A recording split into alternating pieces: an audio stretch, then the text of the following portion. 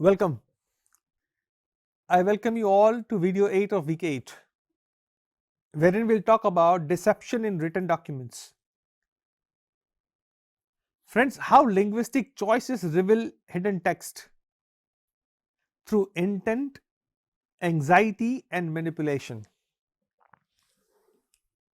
If I want to start with a beautiful sentence here, I can say that lies have a linguistic shape. Every lie contains a linguistic shape. We need to identify that. That's the only job of forensic linguist. Friends, today in this session we'll explore one of the most delicate yet fascinating areas of forensic linguistics, and that is detecting deception in written documents.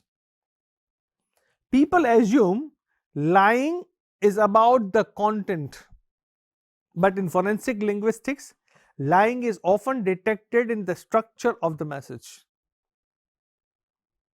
Friends, deception changes how people write.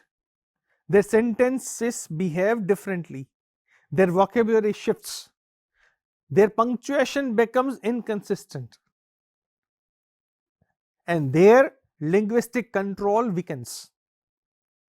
Today, we learn to read these kind of signals. Let's understand why written deception is easier to hide but also easier to expose. In spoken language, deception shows up in hesitation, pitch shifts, or body language. But in written, while writing, people believe they can hide more easily. They have time to revise, edit, rehearse, or refine, even sometimes reframe. Yet, deception still leaks through linguistic choices. They do not consciously control the function words, narrative gaps, unnecessary explanations, and emotional inconsistencies. Written deception, therefore, becomes highly traceable when analyzed scientifically. Let's understand the silent red flags, that is, narrative gaps. Friends, deceptive writing, or we can say deceptive writers, often skip details. They leave unexplained gaps or jump too quickly from one event to another. These gaps are not accidents, they reflect cognitive effort. The writer is constructing a false narrative and mentally managing what to reveal and what to hide. These omissions create unnatural narrative flaw, a non indicator of deception. Genuine writing fills space naturally. Deceptive writing leaves suspicious silence. This is the gap that we can find. Another tool that can help us is over explanation. Friends, when writers try too hard to sound truthful, they go for over explanation. Some deceptive writers overcompensate by giving too many details. They justify themselves excessively. They repeat claims like, "trust me," "I assure you," or "honestly speaking." Believing these phrases strengthen their credibility.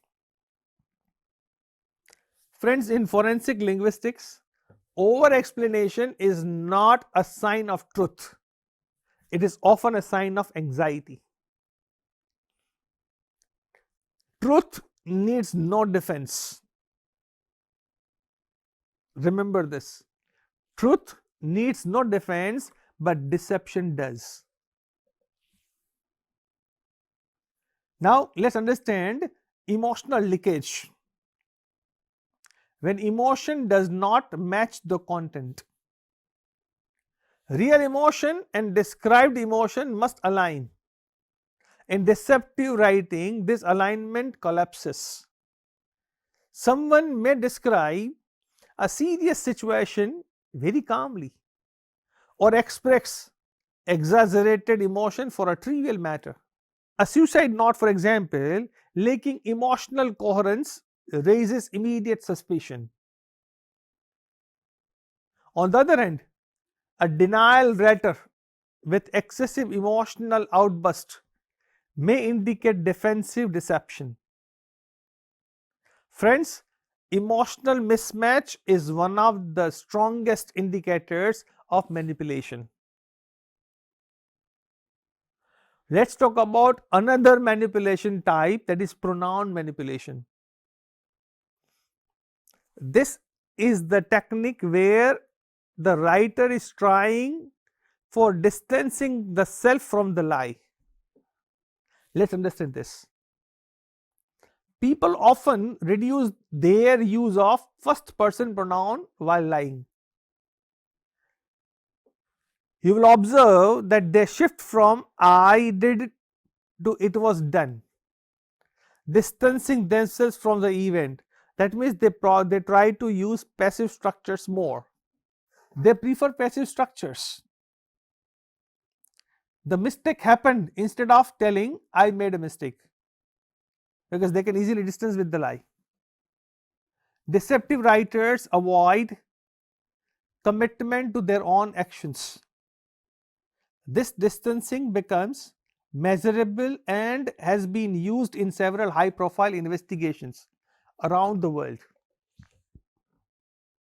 Now, when it comes to irregularities of verb tenses,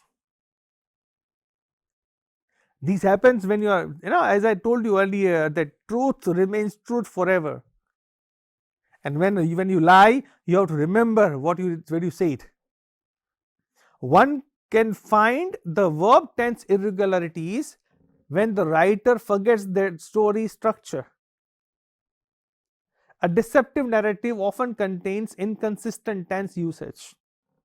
Writers may accidentally shift between past and present, especially when describing invented events. These shifts indicate cognitive overload. That means they are constructing a narrative rather than recalling it. Authentic memory tends to maintain stable tense patterns, where the deceptive construction does not. In addition to this, we can also find the lexical anxiety. Deceptive writers often choose unusual vocabulary, words that sound too formal for their usual style, phrases not typical of their previous writing, or synonyms chosen to avoid incriminating terms. Friends, this lexical anxiety reveals itself through unnatural phrasing, stiff sentences, or misplaced sophistication. The more a writer worries about getting caught, the more their vocabulary betrays them. Let's understand with one hypothetical case, or we can say example. In a workplace investigation, an employee submitted an email explaining misconduct. The email displayed several deception markers like reduced use of I, excessive passive use, over explanation of irrelevant details, and inconsistent tenses. In addition to this, the stylometric comparison with earlier emails revealed the writer's natural style was straightforward and concise. The deceptive email appeared inflated and defensive. Friends, these linguistic cues helped investigators understand the writer was concealing the information. Now let's understand about another example related to fake anonymous complaint designed to harass a colleague. A forged anonymous complaint contained melodramatic language, inconsistent emotional tone, unnatural vocabulary, and suspicious narrative gaps. The latter also used unusual idioms specific to one employee, known to have previous conflicts. This combination of deception markers and linguistic identity traces led to the identification of the forger. Now, we need to understand that how we can distinguish between genuine mistakes and deceptive patterns. Friends, always remember, not every inconsistency is deception. Genuine stress, poor literacy, or rushed writing can produce errors. Forensic linguists therefore examine patterns, not isolated features. Deception becomes evident when multiple markers converge: distancing pronouns, over explanation, emotional mismatch, narrative inconsistency, and last but not the least, lexical deviation. Friends, together these signals from a linguistic profile of dishonesty. Now, the biggest limitation that we can find is deception analysis must never replace evidence. Why? Because while deception indicators are powerful, they cannot stand alone as proof. They must support broader evidence, digital trails, witness statements, behavioral observations, or document history. Ethical forensic practice requires caution. Linguistic clues guide suspicion, but they do not determine the guilt.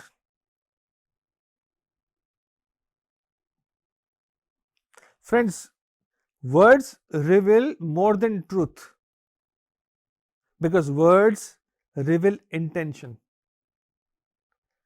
Deception changes language because it changes the writer's cognitive load. Writers leave linguistic fingerprints even when they try to hide. And that's the part of investigation. I'm sure that you must have enjoyed this session.